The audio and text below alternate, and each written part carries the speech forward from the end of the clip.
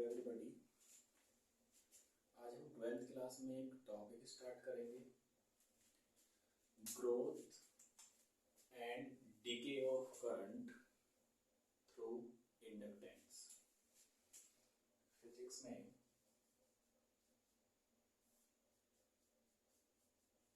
Start करेंगे आज growth and decay of current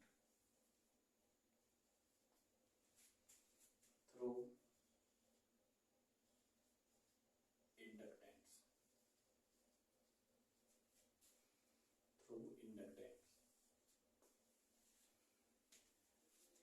इसमें हमारे पास एक इंडक्टेंस होगा, एक रेजिस्टेंस होगा जो कि सीरीज कॉम्बिनेशन में कनेक्टेड होगा। इंडक्टेंस और resistance connected through a series combination with potential source battery with मोर्स की जो होती है एक तरीके से एक टिपिंग की होती है, जिसमें कि आप फर्स्टली कनेक्ट जो टोटल रेजिस्टेंस और इंडक्टेंस है वो फर्स्टली कनेक्ट बैटरी से होगा, फिर उसके बाद फिर मोर्स की को अगर हम टिप करेंगे तो डायरेक्टली वो क्या हो जाएगा, अनटिप करेंगे तो डायरेक्टली वो कनेक्ट हो जाएगा।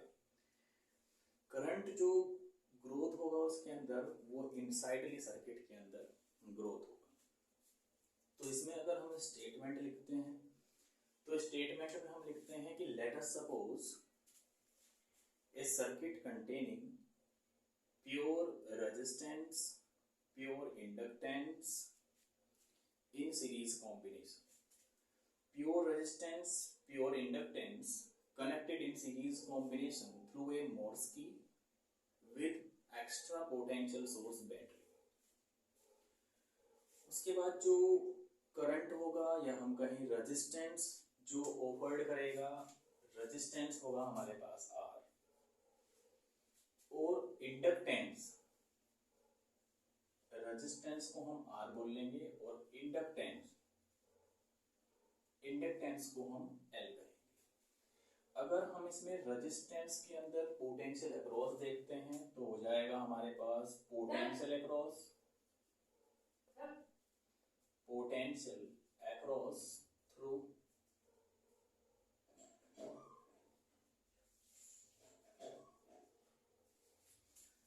Through resistance.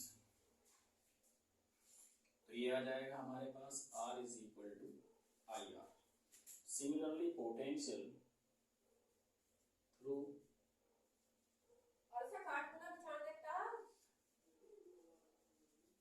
Inductance L, this is L di over dt। तो टोटल EMF कितना होगा कंडक्टर के थ्रू, तो टोटल जो EMF होगा वो E होगा।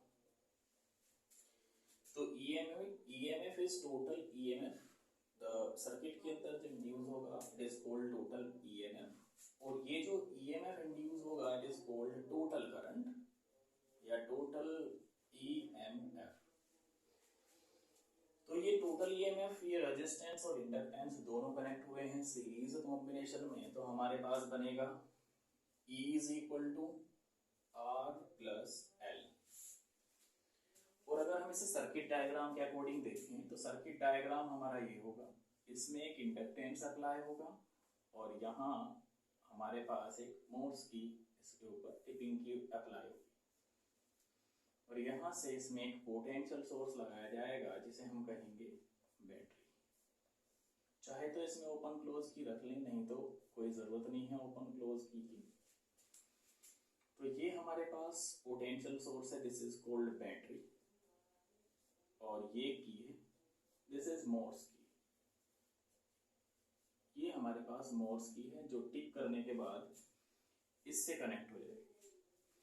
जैसे मोर्स की को आप डाउन टिप करेंगे यहाँ से ओपन हो जाएगी, तो सर्किट के अंदर जो करंट होगा वो इस डायरेक्शन से जाएगा और रेजिस्टेंस और इंडक्टेंस के थ्रू जा करके फिर सर्किट के अंदर जो करंट है वो जाएगा। This is called resistance, this is called inductance.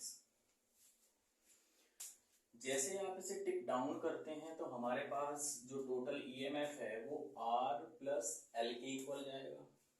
और ईएमएफ क्या है, E is equal to total current जो आया हमारे पास वो हो जाएगा IR। टोटल इंडक्टेंस हमारे पास बनेगा DI ओवर DT। अगर हम कहें जो टोटल ईएमएफ है वो E इज इक्वल टू हमारे पास टोटल हाईएस्ट पीक के इक्वल आएगा, तो हम इसे कह सकते हैं यहाँ E इज इक्वल टू ये हो जाएगा I नॉट R। और ये वाली वैल्यू अगर हम यहाँ रखते हैं तो हमारे पास बनेगा I naught R is equal to I और I plus R, this is DI over DT। अब ये वाली वैल्यू आपको इधर लानी है, तो लाइए आप, तो ये बन जाएगा R minus I R not और इज इक्वल टू हो जाएगा DL DT DI over DT। ये वैल्यू अब यहां से देखिए आपके पास एक जो R है बेसिकली कॉमन आ रहा है, तो R कॉमन आ जाएगा, तो ये वैल्यू बनेगी, ये बन जाएगा I not minus I is equal to this is DI L DI over DT। अब आपको क्या करना है, ये वाला जो L है ये इसके डाउन में लाना है, इसे इधर ले आइए और ये DT इधर ले जाइए, तो ये आपके पास बनेगा R upon L into DT is equal to आपके पास आ जाएगा DI over I not minus I। ये वैल्यू आपके पास इंडिकेट हो जाएगी। अब आपको क्या करना है, यहाँ करना है आपको इंटीग्रल। तो हमने क्या निकाला है कि स्मॉल अमाउंट का करंट इसके अंदर फाइंड किया, हमें नेट करंट निकालना है, जो करंट इसके अंदर रिजोल्व होगा वो हमें निकालना है। तो नेट के लिए हमें करना पड़ेगा ऐसे इंटीग्रल, तो यहाँ करेंगे इंटीग्रल बोथ साइड। जब हम इसे इंटीग्रल करेंगे बोथ साइड तो हमें मिलेगा वी गेट, ये हो जाएगा इंटीग्रेट करेंगे तो R upon L this is DT is equal to integration of DI over I not minus I। अब जो यहाँ इंटीग्रल हुआ, ये इंटीग्रल करेंगे जब हम, तो ये जो कांस्टेंट टर्म है R और L, ना तो हमारा R इंक्रीज होगा, इधर फिक्स हो गया है, ना हमारा L इंक्रीज होगा, ये भी फिक्स्ड है। Whereas I नॉट और I में चेंजेस होगा, there is variation of the current. तो यहाँ इसका इंटीग्रल होगा, यहाँ केवल DT का इंटीग्रल होगा, बाकी कांस्टेंट टर्म को आप बाहर ले आइए, तो ये बन जाएगा R L बाहर आ जाएगा, integration of DT is equal to integration of DI over I not minus I। अब आप लोगों ने सीखा होगा इंटीग्रल इन मैथमेटिक्स, तो इंटीग्रल इसका तो होता है आपके पास R अपॉन L, इसका तो इंटीग्रल होगा T, और इसका इंटीग्रल होगा आपके पास minus log this is I not minus I। ये इसका इंटीग्रल होगा।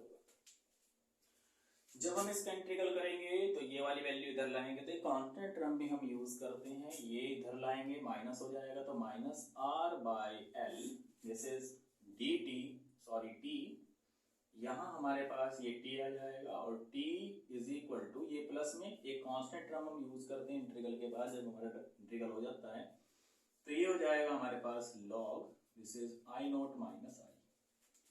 Now you can change, interchange कर सकते हो आप, तो दिस इज log, ये हो जाएगा I not minus I is equal to minus R by L into T और प्लस K, ये एक टर्म आएगी आपके पास।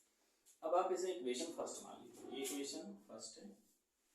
जब हम इसे इक्वेशन फर्स्ट मानेंगे तो हमें क्या करना है, एट द स्टार्टिंग पॉइंट, जब इसके अंदर हम टिप करेंगे उससे पहले उसका स्टार्टिंग पॉइंट पे इस सर्किट के अंदर कोई करंट नहीं होगा, बट जब हम मोल्स की को डाउनवर्ड करेंगे और टिपिंग करेंगे, टिप करने के बाद फिर ये जो करंट इसके अंदर फ्लो होना स्टार्ट होगा, तो उस टाइम पे क्या होगा, उस टाइम पे I की वैल्यू भी 0 होगी और T की वैल्यू भी 0 होगी।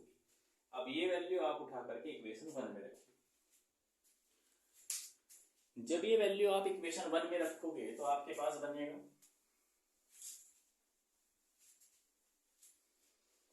ये वाली वैल्यू उठाकर रखोगे तो आपके पास आएगी एक term log this is I not minus 0, क्योंकि I की वैल्यू यहाँ 0 पर होगी तो 0 आ जाएगा, is equal to minus R by L this is T की वैल्यू कितनी हो गई 0 प्लस K।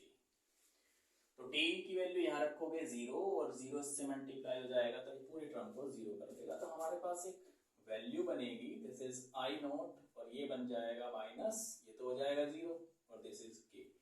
तो यहाँ हमारे पास एक के की वैल्यू आएगी, this is log I not, ये हमारे पास के की वैल्यू आएगी।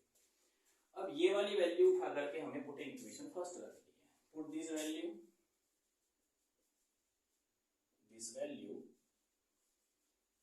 इन इक्वेशन फर्स्ट, वी गेट,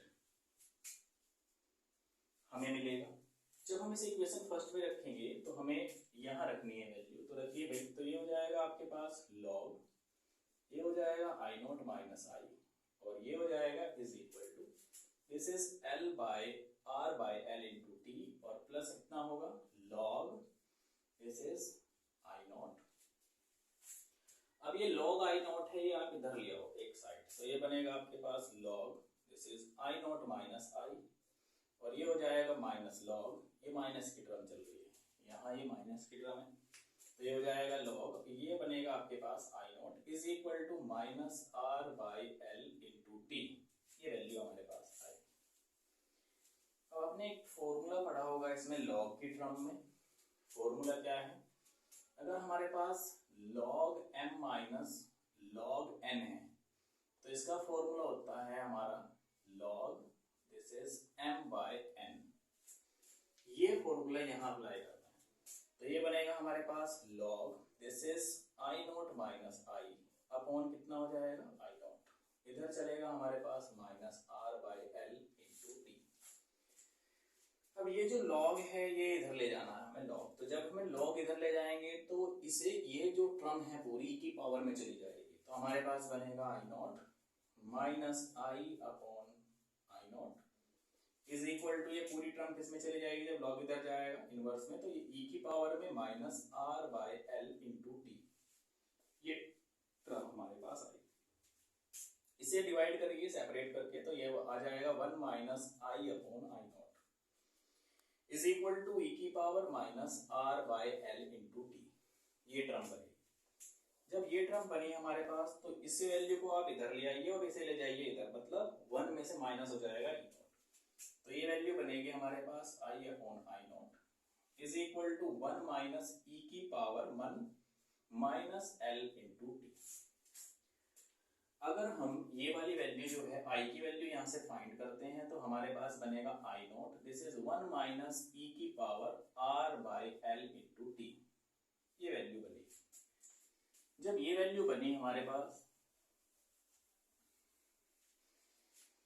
तो ये वाली वैल्यू जो हमारे पास बनी है, अगर हम इसे मैक्सिमम वैल्यू रखते हैं, मतलब R by L into T को अगर हम वैल्यू रख लेंगे 1 मान लेंगे, तो जब हम इसकी वैल्यू 1 रखेंगे तो ये वैल्यू हमारे पास कितनी होगी, I is equal to I not, ये बन जाएगा 1 माइनस ई, और इसकी पावर कितनी हो जाएगी माइनस 1। देखिए इस कंप्लीट की वैल्यू 1 है और इसकी जगह पर जब हम 1 रखेंगे तो ये हो जाएगा ई की पावर माइनस 1, और ये वैल्यू हमारे पास बनेगी आई नॉट, और ये बन जाएगा 1 माइनस, ये चला जाएगा इनवर्स में, दिस इज ई।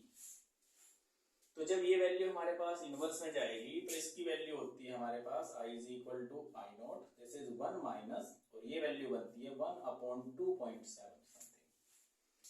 जब हम इसे डिवाइड करेंगे तो हमारे पास वैल्यू आएगी I is equal to I not, और ये बनेगा 1 माइनस, जब हम इसे डिवाइड करेंगे तो ये लगभग आपके पास 368 मीन्स 0.368, और आई की वैल्यू आ जाएगी आपके पास in terms of I not, तो जब हम इसे 1 में से माइनस करेंगे तो ये आई नॉट इज इक्वल टू हमारे पास 0 पॉइंट लगभग 63.7 के आसपास आएगा।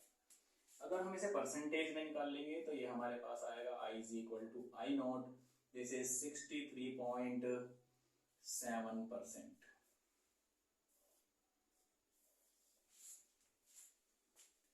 इसके बाद इसका जो डायग्राम आता है ग्रोथ ऑफ करंट का, वो डायग्राम ये बनेगा ग्रोथ ऑफ करंट में। ग्रोथ ऑफ करंट में डायग्राम जो होगा, इसके अंदर जो ग्रोथ होगा वो इस डायरेक्शन में होगा, growth of current, this is the growth of current, this is